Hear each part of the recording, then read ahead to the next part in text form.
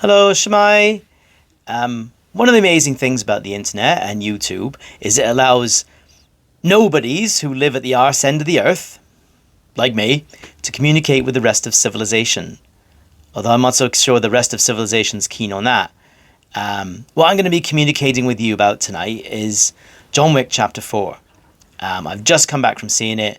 I thought I'd do a quick reaction. Haven't done one of these before, definitely not one in English. So I thought I'd do one tonight. There will be mild spoilers.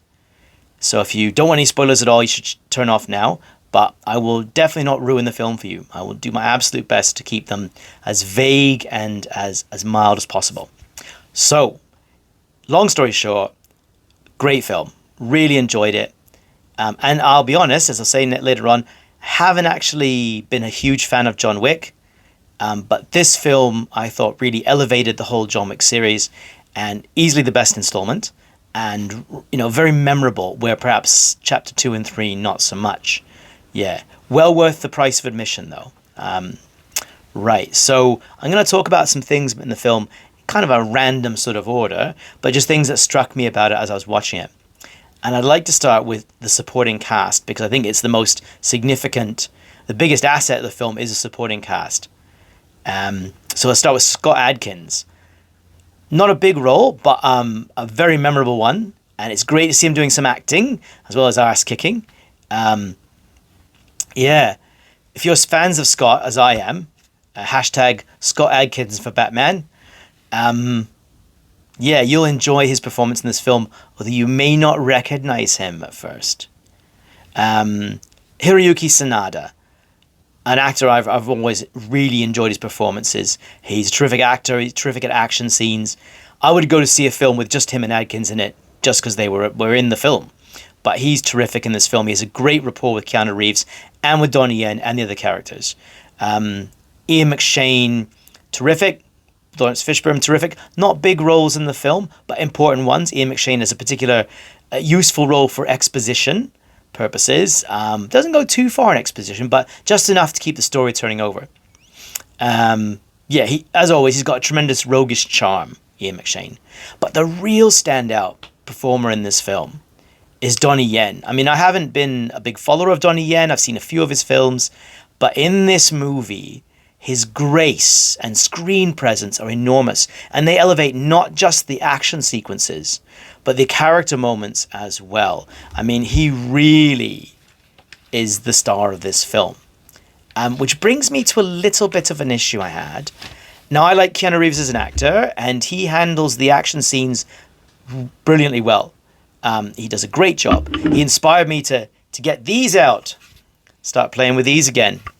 But yeah, the character, though, of John Wick in this film is a little bit empty. I wouldn't say flat, but empty. In fact, the villain even criticizes his motivations at one point, says that he's quite an empty character. And it comes across that way. In fact, he almost becomes a bit of a MacGuffin. I mean, he does things, but he's a MacGuffin that the plot pivots around, right? Because the basic plot can be reduced to everybody killed John Wick. But that's a small criticism because the supporting cast and Keanu's rapport with them really keeps the story ticking over and makes it really enjoyable to watch. So I guess the word that I came away from with this film to describe it would be memorable.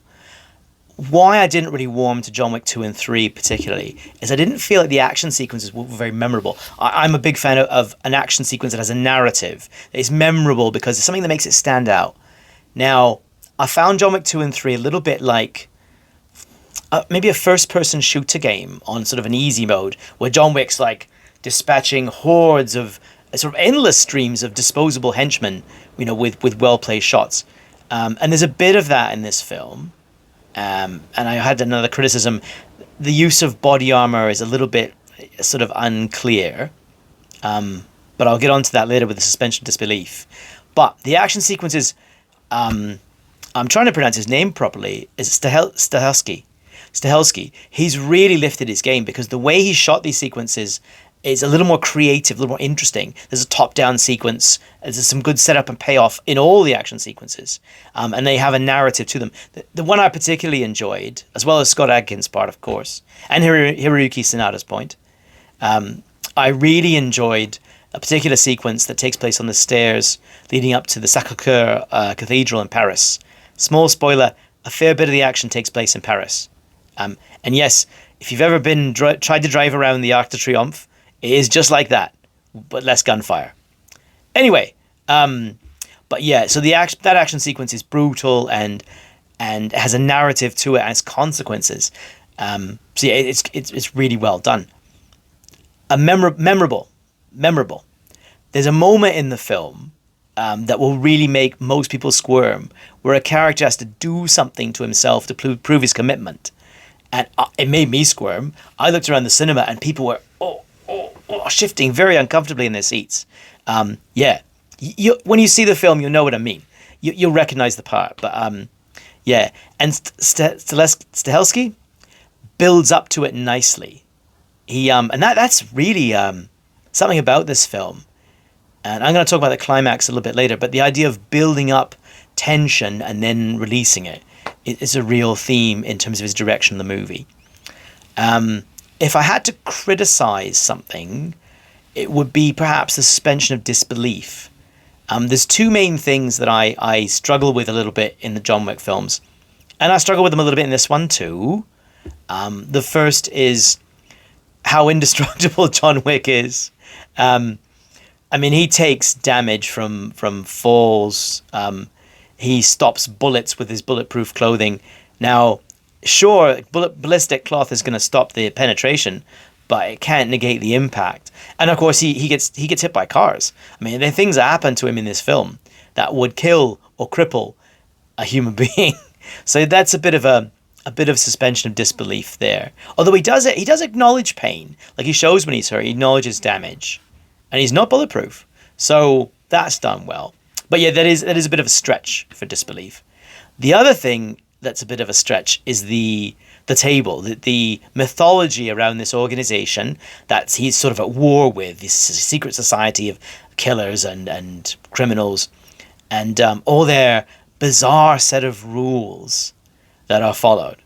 I mean, at least nobody says this is the way, but otherwise it does push the suspension of disbelief a little bit to the ridiculous. I mean, the story can be boiled down to kill John Wick, but it will be so much cheaper in terms of the expenditure of resources, manpower, and all the rest. Just let him go. But anyway, then we wouldn't have a story. And if I'm honest, the supporting cast, particularly McShane, Sanada, and Yen, are so invested. They invest so much into those rules, into that mythology, that it allows it to pass. Right? It carries it. And there are some themes that they carry in this film: family, friendship, and loyalty. Yeah, there's a lot of great moments in it. And I don't want to spoil it, but I will say this: there is a build-up to the final showdown that's really that's great. It's a building of tension that when it's released, it's just ecstatic. I mean, I don't clap in the cinema very often or cheer, but this time, and me and some other people too were clapping. I mean, I clapped when Captain America lifted Mjolnir. I clapped when the Spider-Men came through the portal. I haven't clapped at the cinema in a long time since then, but I clapped at that moment because it was great. It was so appropriate, so well done, and so satisfying. Yeah, and that's really my reaction to John Wick Chapter 4. As someone who really didn't invest much in the first two, the first film I enjoyed a lot, but the second and third film I thought didn't do much for me.